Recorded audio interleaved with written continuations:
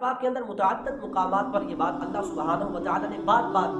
بار یہ بات ذکر کی ہے کہ واللہ علیم بذات الصدور، کہیں فرمایا ان تبدوا او تخفوا یعلم اللہ، کہ تم اپنے دلوں کی باتوں کو چھپاؤ یا ظاہر کرو، اپنے رازوں کو اپنے سینوں میں چھپا کے رکھو، واللہ علیم بذات الصدور، وہ تمہارے سینوں میں چھپی ہوئی باتوں کو بھی جانتا ہے۔ مطلب یہ ہے کہ اللہ سبحانہ و تعالیٰ کی ذات کو ہے کہ جو تمہاری نیتوں سے واقف ہے۔ اب اگر ہم کسی کے ساتھ اس کی مدد کے لیے چلتے ہیں لیکن خالصتاً اس کے اللہ کی نیت شامل ہاتھ نہیں ہے، لیکن یاد رکھنا یہ نیت کا جو معاملہ ہے، کسی کے ساتھ چلنے کا معاملہ جو ہے، اگرچہ وہ شخص نہیں جانتا کہ تم کس نیت سے اس کے ساتھ جا رہے ہو، لیکن اللہ تو تمہاری نیتوں سے واقف ہے نا، وہ ذات تو تمہاری نیتوں سے باخبر ہے نا، اگرچہ بندہ نہیں جانتا۔ اس لیے اگر کسی کے ساتھ چلنا بھی ہو، کسی کے ساتھ دینا بھی ہو، تو فقط اس میں نیت یہ ہونی چاہیے اس لیے اللہ کی رضا شامل ہے،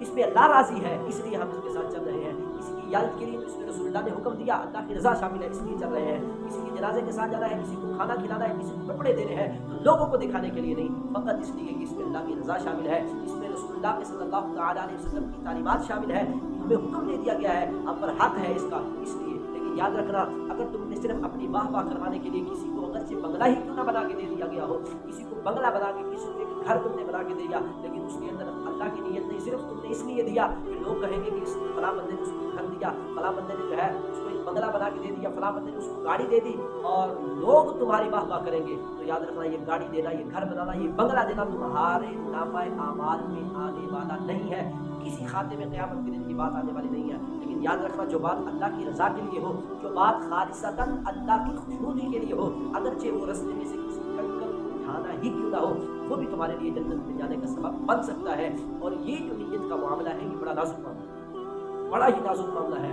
وہ مجھے حدیث مبارکہ یاد ہے جس میں نبی علیہ الصلوۃ والسلام نے ارشاد فرمایا اذا التقى المسلمان بسيفيهما فالقاتل والمقتول في النار، بڑا نازک معاملہ ہے۔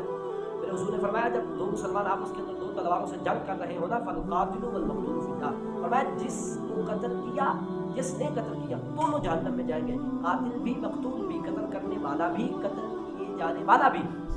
دونوں فرمایا جہنم میں جائیں گے۔ صحابہ نے یہ بات سنی، عرض کیا یا رسول اللہ، قلت یا رسول اللہ، یا رسول اللہ صلی اللہ علیہ وسلم، ھذا القاتل فما بال المقتول، ھذا القاتل فما بال المقتول، یا رسول اللہ قاتل کا جہنم میں جانا یہ تو سمجھ میں آتا ہے، لیکن مقتول جس پر ظلم ہوا، جس کو قتل کر دیا گیا، یا رسول اللہ وہ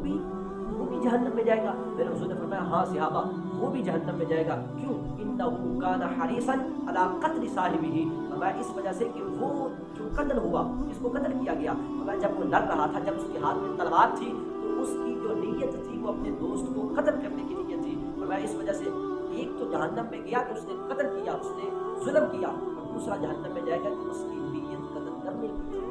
کتنا اہم معاملہ ہے، اس لیے اگر کسی کے ساتھ بھی چلنا ہو صرف اللہ کی رضا کی، درنگے ہو کر، جس طرح انہوں نے کہا درنگی چھوڑ یکرم ہو جا، سراسر موم یا سم۔ اور علامہ اقبال نے بھی کہا عشق قاتل سے بھی ہمدردی، مقتول سے بھی بتا کس سے محبت کی جزا مانگے گا، سجدہ خالق کو بھی، یارانہ ابلیس سے بھی، حشر میں کس کے لیے۔ اس لیے اگر کسی کے ساتھ چلنا ہو اللہ